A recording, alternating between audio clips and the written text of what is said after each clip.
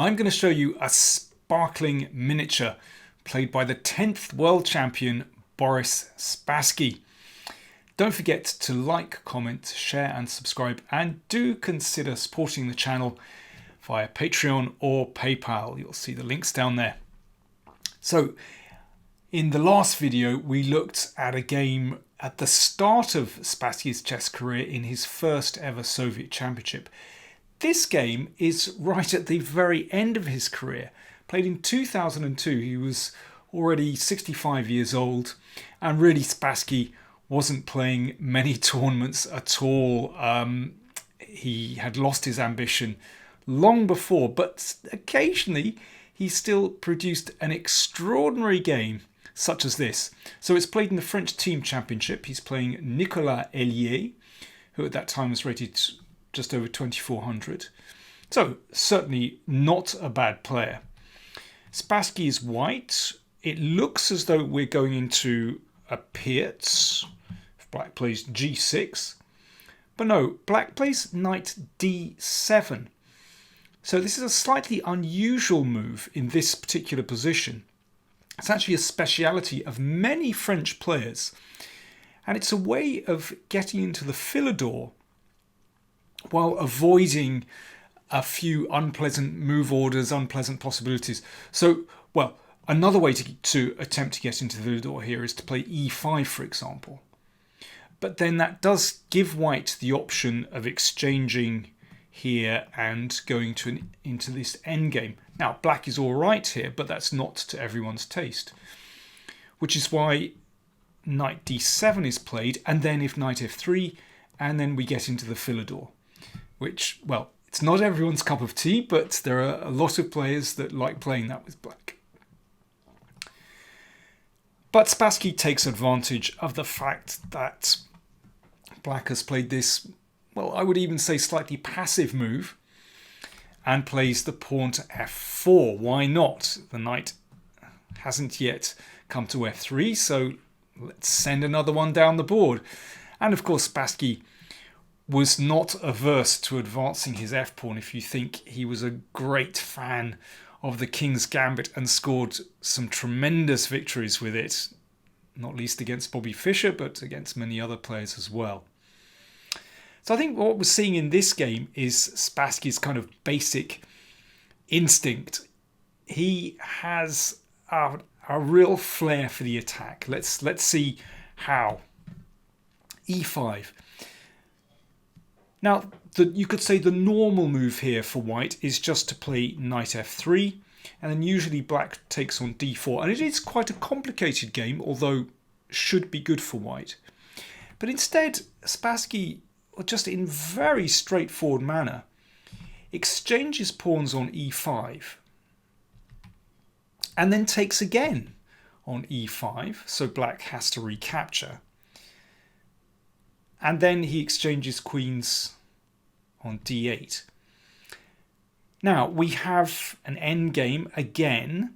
This is slightly different from the previous one I showed you, because black already has this knight sitting on this wonderful central square e5.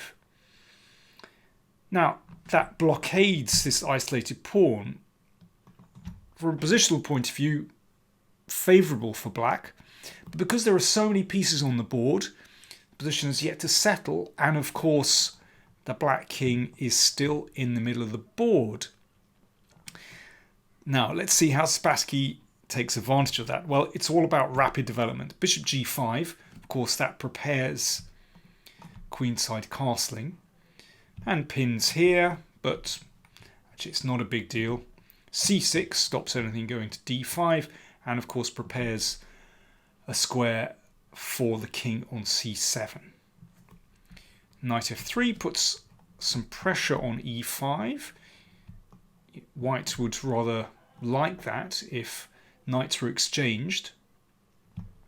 Then that would join up the pawns and free that diagonal, so that could be nasty for black's king. So therefore bishop d6 is of course a very logical move, and if white exchanges, then that bishop sits absolutely beautifully on the e5 square. Nothing can touch it at the moment. So bishop d6 just played. Castle's queenside attacks the bishop on d6, and then king c7 protects the bishop, and bishop e2.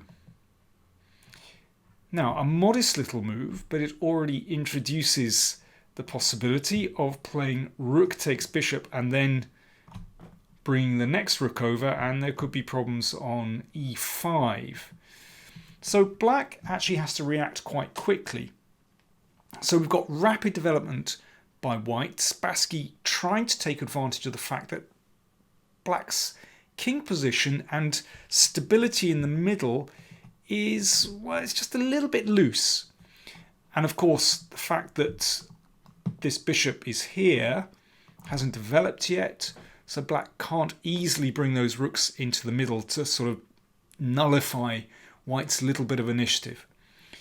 So therefore, black has, to some extent, makes a concession. Knight takes knight on f3.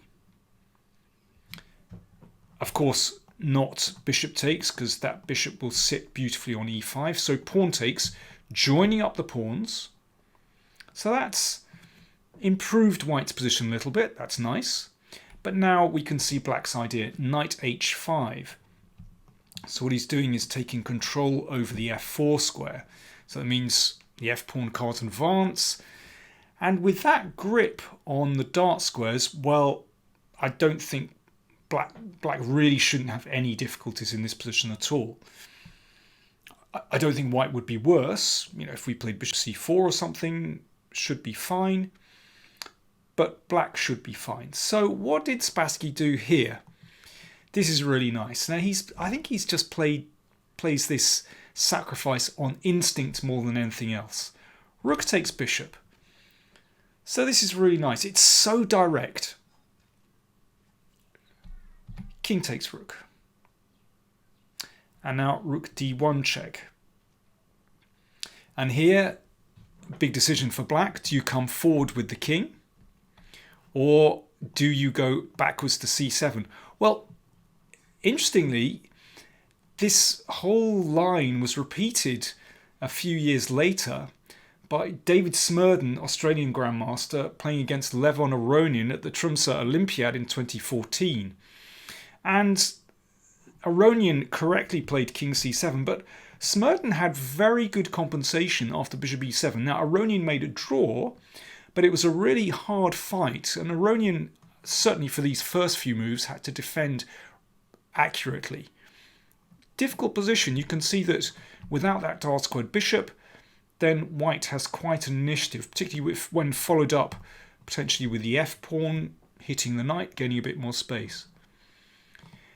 But in this game, Spassky's opponent, after the check, played king to e5. Well, from a strictly positional point of view, you can applaud this move. It takes control over the f4 square. And if black can establish control over those central dark squares, that's very fine.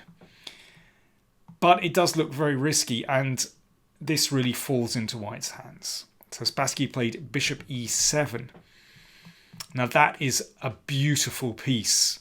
You can see already it might just jog back to d6. Certainly knight f4 is impossible here because of bishop d6 check, and that would win the knight. Probably the best move for black is to play rook e8, but you can see the kind of compensation that white would get in this position. So the f-pawn rolling forward, hitting the knight, the bishop hits the knight, g6, e5, and you could take here and bring the knight in. You can see these minor pieces are just superb, potentially followed up by rook g1. Well, we can say that white has very strong compensation.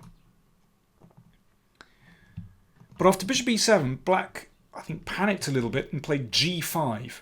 Of course, it would be very fine if black could keep control over that f4 square. But he played it as a way of distracting white, distracting the bishop from the d6 square. And then rook g8. And now that bishop, it's a hard-working piece, came back to d8. So Spassky determined to keep on the attack and to check from c7, potentially. And here, in fact, black is still okay if he plays bishop h3, but it's messy now. This is really not clear. But instead, black played knight g7. And now, basically, white is winning. But this is beautiful. f4 check. If the king comes back to e6, then bishop c4 is mate. And after king takes f4, rook f1 was the final move of the game. White has a 1 position. There are lots of beautiful variations here, but let me just show you one main variation, which is wonderful. So king e5, bishop f6 check. I tell you, that is the hardest working piece in this game, and somehow very fitting that it's this piece which just plays such a key role, as Spassky played rook takes bishop, knocking out that dart squared bishop. So now this turns into a beautiful king hunt. And now again, that bishop just beautiful, cutting back to check from f2. And king takes bishop. a3, that takes away this square. Knight e6, bishop f2. We're getting closer. So now the threat is to play b3 and then rook d3 mate, so therefore rook d8, but b3 anyway. King takes knight, bishop e1 check. The king has no square, so rook d2 only move. Rook takes d2, not bishop takes d2, because then the king would run away, but rook takes d2. And here, well, you can choose whatever move you like with the rook down here, but let's go for double discovered checkmate. Wonderful. Looks like it comes straight out of the 19th century, but that was Spassky playing in 2002. Absolutely wonderful. And as I mentioned before, I think you can see the kind of romantic spirit that he had in his play. Of course, there was much more to him than that, but you know, he could turn it on like that when necessary. Wonderful stuff. I'll be giving you more Spassky games over the next few videos. Thanks for watching.